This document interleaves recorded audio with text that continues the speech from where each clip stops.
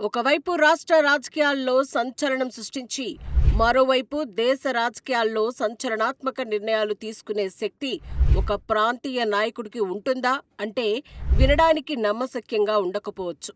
కానీ ఇది నిజం.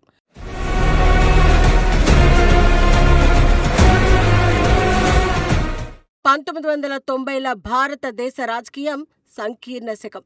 అటువంటి క్లిష్ట సమయంలో ముఖ్యమంత్రి పీఠంపై కూర్చున్న ఒక తెలుగు నేత ఢిల్లీ పీఠాన్ని శాసించారు.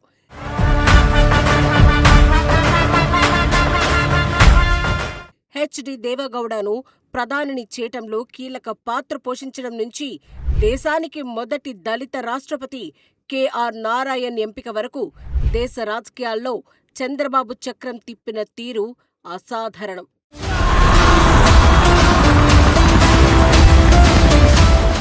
మూడవ ఫ్రంట్కు అంకురార్పణ చేయడం ద్వారా ప్రాంతీయ పార్టీల శక్తిని దేశానికి చాటి చెప్పారు చంద్రబాబు.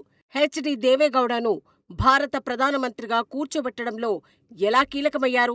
భారత రాజకీయ చరిత్రలో ఆ ముఖ్యమైన మలుపు గురించి ఇప్పుడు తెలుసుకుందాం.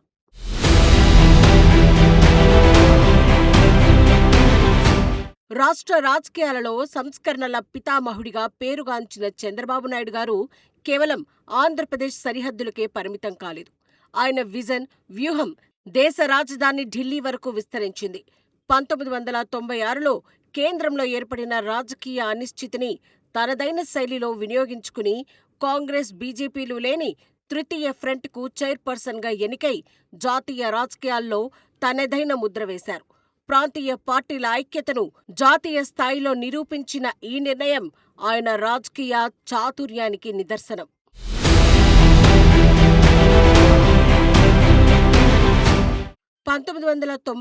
June 1న HD. దేవెగౌడను భారత ప్రధానిగా చేయడంలో చంద్రబాబు నాయుడు కీలక పాత్ర పోషించారు.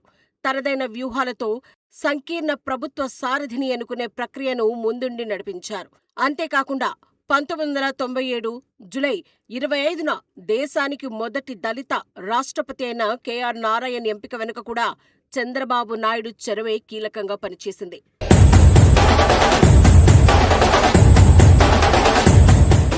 ఈ సంఘటనలు రాష్ట్రాల ముఖ్యమంత్రులతో అత్యంత ప్రభావశీలురైన నేతగా ఆయన స్థానాన్ని సుస్థిరం చేశాయి.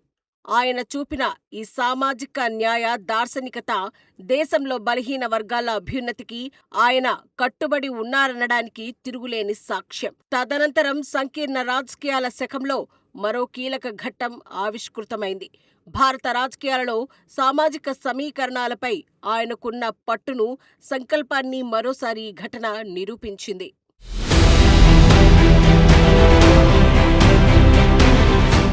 నారా చంద్రబాబు నాయుడు గారి నాయకత్వంలో ఎన్డీఏ ఏర్పాటు భారత రాజకీయ చరిత్రలో ఒక ముఖ్యమైన మలుపుగా పరిగణించబడుతుంది. ఈ సంఘటన సంకీర్ణ రాజకీయాల శకంలో ప్రాంతీయ పార్టీల శక్తిని, వాటి నిర్ణయాత్మక పాత్రను జాతీయ స్థాయిలో నిరూపించింది. రాష్ట్రంలో ఐటీ విప్లవాన్ని తీసుకొచ్చిన సీఈఓ ఆఫ్ ఆంధ్రప్రదేశ్ ఢిల్లీలో ప్రధాన మంత్రులను, రాష్ట్రపతిని ఎన్నుకునే స్థాయిలో చక్రం తిప్పి దేశ రాజకీయాలకు తనదైన మార్గాన్ని చూపించారు.